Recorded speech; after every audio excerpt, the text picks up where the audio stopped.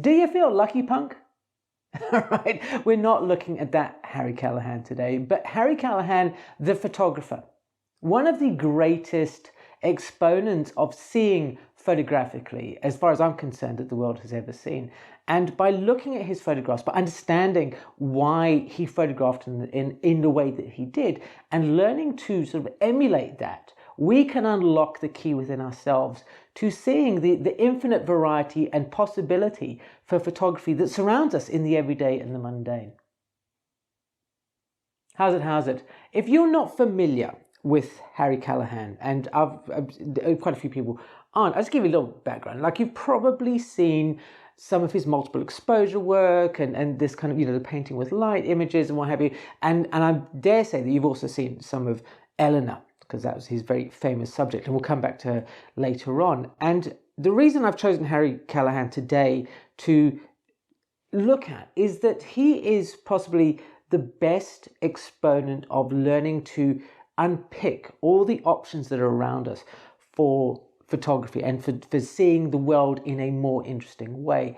And that's kind of why, rather than doing specific exercises, if we start to look at a photographer whose life was an exercise, I think we're going to learn so much more, and that you're going to come out of this understanding more about his photographs and bringing some of that into your own images as well. Harry said that his goal throughout all of his photography was to discover his instinctive visual life. And I think that's the word here that we're looking at, is learning to recognize the instinct within all of us, within your own way of seeing the world, is allowing that instinct to surface and influence your photographs. And when you let that happen, it can only improve your images. Amateur photography, or the word amateur, has some negative connotations to it, right? And I don't want to disparage amateurism, because most photographers fall into that category, and that's perfectly fine.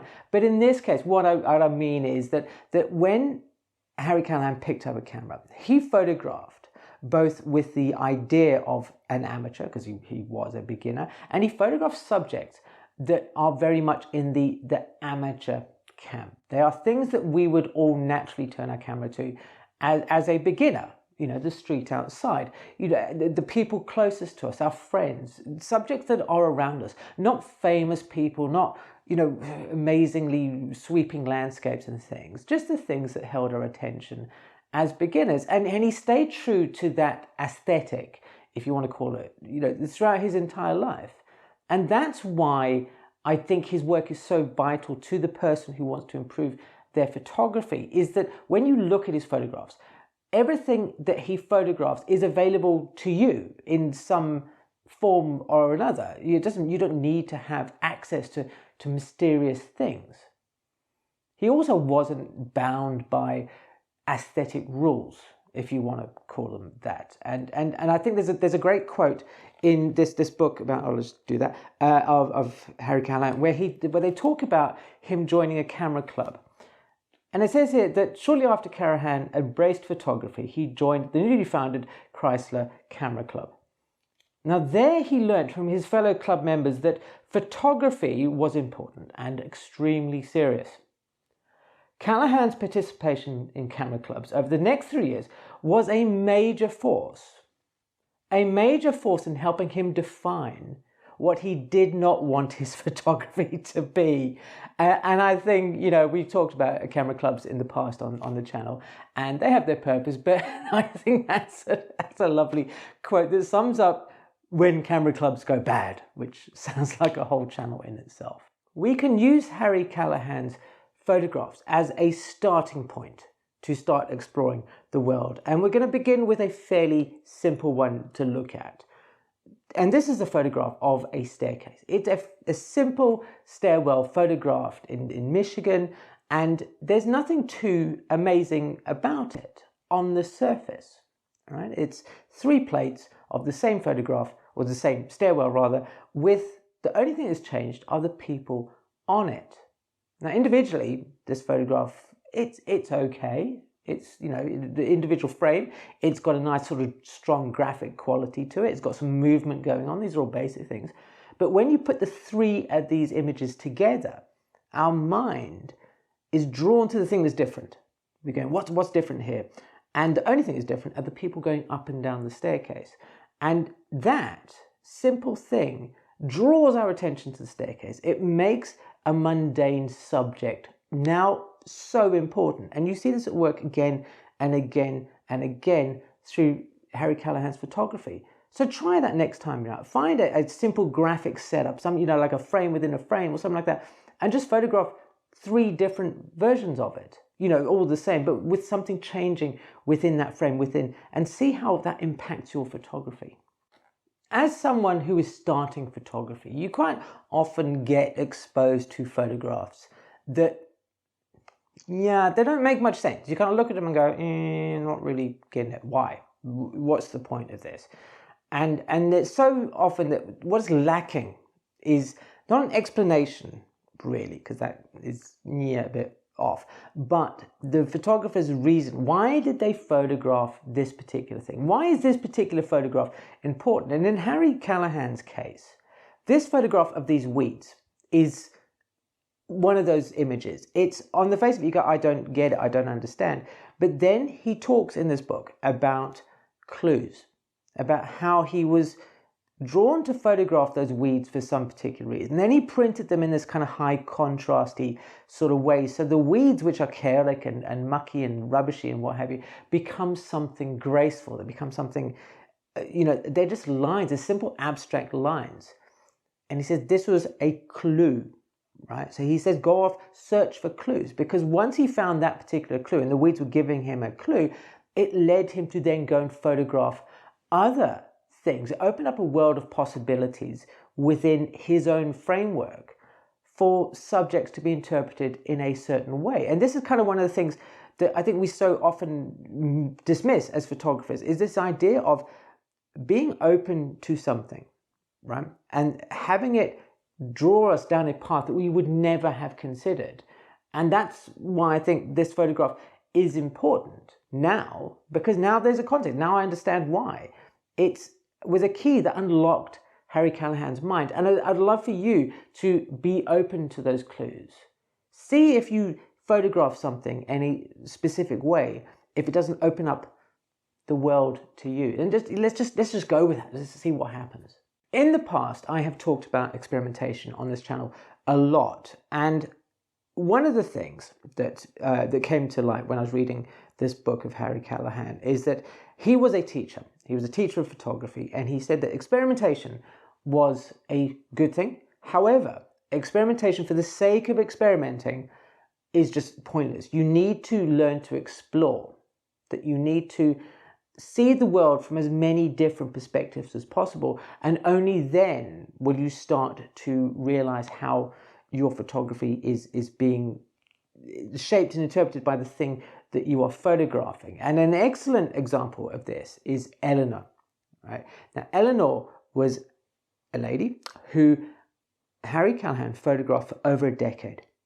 And we're going to look at this photograph now because it is such a important way of the many, many different ways that you can photograph and interpret a subject who is intimately attached to you. It's highly likely that you have seen one of the photographs of Eleanor at some point if you have spent any time thinking about improving your photography, right? I know certainly I was, I saw a couple of pictures of Eleanor when I was very young, and at the time I was kind of like, I don't really get this. Again, we were talking about why things sort of don't really resonate with us as young photographers, and it's only now that I have kind of looked at the photography and that we are more aware about how what is the thought process going on with Harry Callahan's photography, that we can see that this is now not just some snapshots of somebody who was intimately attached to Harry, but possibly the world's greatest exercise in seeing the variety of ways that you can photograph a single subject, right? And that's kind of, I can't think of anything harder to do than to photograph somebody who's intimately attached to you, who you know the most minuscule details about in new and interesting ways all the time. And you look at all these photographs of Eleanor, and not only are they technically different, you know, there's high contrast, there's low contrast, there's blurriness, there's, you know, out of all these sort of things going on, but yet also he's never putting on the photographs his own preconceptions about Eleanor, the person. He's not making a judgment about her. He's not portraying her in a way that invites, you know, comment. You know, and he's also not giving us preconceptions about the idea of femininity or womanhood. He's not giving us ideas about motherhood when she's photographed with Barbara. It is just simply a wonderful record of having a subject there and photographing how it makes you feel and seeing the variety of possibility within the images. The great wonder in Harry Callahan's photographs is not only are they interesting photographs to look at, but they are useful teaching aids. And I think this harkens back to the idea that he was a teacher, and he would often do the same exercises that he would give his pupils. And when we look at his photographs, they give us ideas about how we too can create images that have this sort of feeling. And one of the first aspects that jumps to mind with Harry's photographs is that composition, traditional composition, is kind of thrown out the window. Look at this photograph of Barbara. She is not where she, in inverted commas, should be in the frame, right? She's off and all over the place. So firstly, you know, don't worry too much about, you know, proper composition. Just see what works for you, you know, and tied in with that very neatly is framing the subject or isolating the subject within the frame. And Harry Callahan does this very well with very contrasty prints. And that's, again, you can see this state of experimentation. And the experimentation has led to this result that he goes, oh, if I print all the shadows really black, if I go like, you know, zone 0 black, right, then it helps isolate the subject and our eyes are drawn to this, and it gives a very strong focal point to the photograph. And I think that's an important thing to remember when you are trying to sort of step in Harry Callahan's footsteps.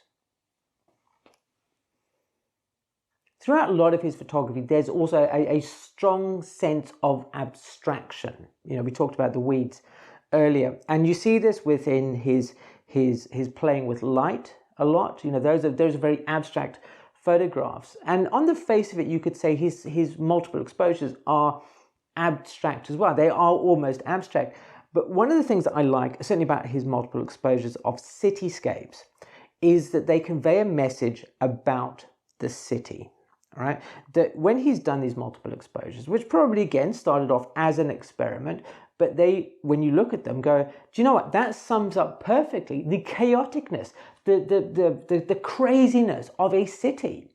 That it's at 1,000,000 miles an hour. It's constantly in your face. And what better way to describe that than these multiple exposures of the same scene? You know, it's a visual chaos. And I love that thing, because we don't often really consider to see the world like that. The same goes for changing perspective. The city can be an overwhelming place. Not only is it chaotic, but it looms over us. And when you get down on your knees, when you go to that cat's eye view and you photograph up the subjects walking past, it creates such a different perspective that gives an ominous sort of feeling. And you see that quite a lot in Harry Callahan's, for want of a better word, street photography, is that there's an ominous feeling in a lot of these figures looming over us. If somebody had to ask me one word that sums up Harry Callahan's photography and his style, I would say it's compression. That a lot of his photographs feel like they're all existing on a flat plane. Right, so this is kind of the opposite to what we get told a lot in photography about giving depth to a photograph, is that Harry goes the opposite direction, and so many of his images all the foreground and the subject and the background are all compressed and smushed up together. And if you want to do this, probably the easiest way to replicate that effect is to shoot with a longer lens. So we're not putting things in, because a longer lens will compress the image. And it's weird because it makes us feel that we have to take all the elements as a whole, as one piece, right? And this is what happens when you put lots of elements together. They because of their proximity to each other, they interact. And probably the easiest way for me to illustrate this is if I just do this, right? My hair is now grown quite a lot, right? Because of the pot plant is behind me. It's so close to my hair that you're kind of, you have to read the two of them together. And this is why we get the horns growing out of people's heads by accident and things like that. So that's a simple visual technique that you can employ, in this kind of very graphic sense of things, that you have to start reading, that the eye has to read all of them together. Do that the next time you're out. Try shooting the whole day with things compressed and see how the relationship between the things in your photograph change.